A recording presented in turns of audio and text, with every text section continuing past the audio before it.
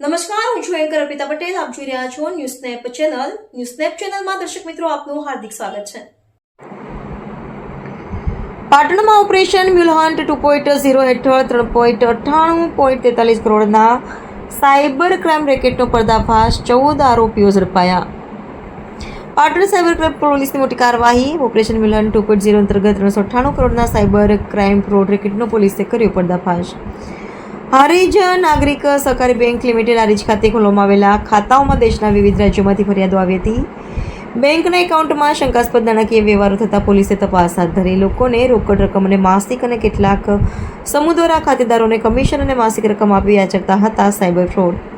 ખાતેદારો દ્વારા ઓનલાઈન જુગાર, સટ્ટા જેવી ગુનાહિત પ્રવૃત્તિઓમાંથી મેળવેલ રકમના વ્યવહારો કરવામાં આવતા હતા. કુલ 13 મ્યુલ એકાઉન્ટ્સમાં ₹3.98 કરોડના ગેરકાયદેસર નાણાકીય વ્યવહારો થયા હતા.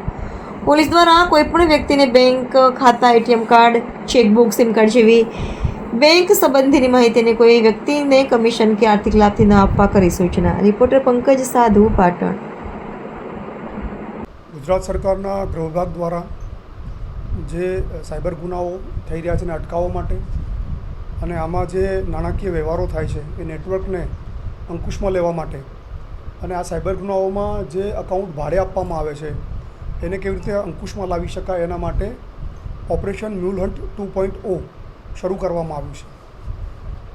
જેમાં સાયબર પોલીસ સ્ટેશનને અમુક મ્યુલ અકાઉન્ટ્સની માહિતી મળી હતી, જેના આધારે અમારા પીઆઈ અને પીએસઆઈ અને સ્ટાફના માણસોએ એનું એનાલિસિસ કરતા અને ભારત સરકારના સમન્વય પોર્ટલ અને NCCRP પોર્ટલ ઉપર જઈ અને ડિટેલમાં તપાસ કરતાં પાટણમાંથી 13 જેટલા મ્યુલ અકાઉન્ટ, જેમાં 398.43 કરોડના શંકાસ્પદ નાણાકીય વ્યવહારો મળી આવ્યા હતા. તપાસ કરતાં બધા જ અકાઉન્ટો હારીજ નાગરિક સહકારી બેંકમાં ખોલેલા હોવાનું જણાઈ આવ્યું હતું. પોલીસે આ વિષયમાં વધુ તપાસ કરતાં ટોટલ 398.43 કરોડના નાણાકીય વ્યવહારો મળી આવ્યા, જે ગેરકાયદેસર હતા અને સાથે સાથે 228 જેટલી NCCRPની ફરિયાદો પણ આ નાણાકીય વ્યવહારો બાબતે થયેલી હતી.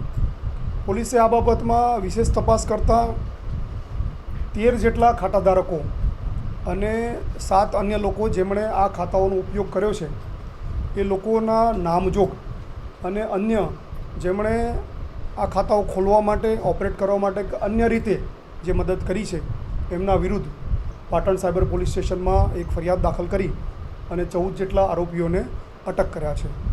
અન્ય જેટલા 6 આરોપીઓ જે છે એમને એમની શોધખોળ હાલ પોલીસ કરી રહી છે.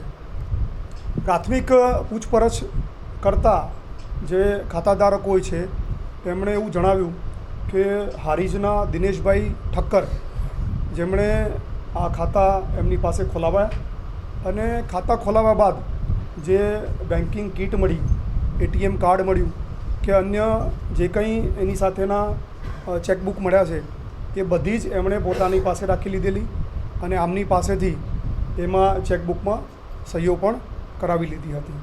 અને આ ખાતાધારકોને મહિને 20,000 થી 25,000 જેટલા રૂપિયા એમને આના પેટે મળતા હતા.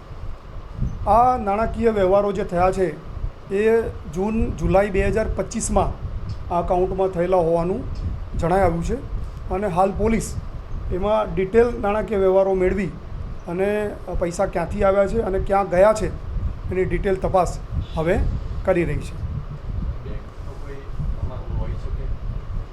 આ ફરિયાદ ગઈકાલે દાખલ કરવામાં આવી છે, એટલે પોલીસ આમાં ડિટેલ તપાસ કરી રહી છે કે આ પેઢી ખોલાવવા બાબતે અથવા તો બેંકમાં અકાઉન્ટ ખોલાવવા બાબતે પેઢીના કોઈ લોકો કે બેંકના કોઈ સ્ટાફ ઇન્વોલ્વ છે કે કેમ એની તપાસ હાલ કરી રહી છે.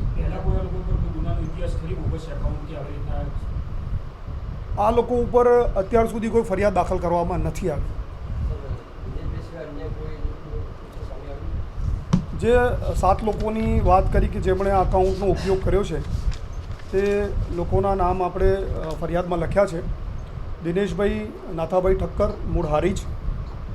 મનોજ ઉર્ફે લાલા નટભાઈ ઠક્કર, એ મૂળ સાતલપુરના છે. હાર્લી પ્રજાપતિ, પાટણ. હર્ષદભાઈ ઠક્કર વારાહી, મૂળ હાલ અમદાવાદ. અશ્વિનભાઈ છગનભાઈ ઠક્કર, અમદાવાદ. અને જયદીપ ઉર્ફે જેડી ઠક્કર અમદાવાદના નામો પ્રાથમિક રીતે આપણને મળી આવ્યા છે અને આ બધાના નામો અત્યારે ફરિયાદમાં આપણે દાખલ કર્યા છે.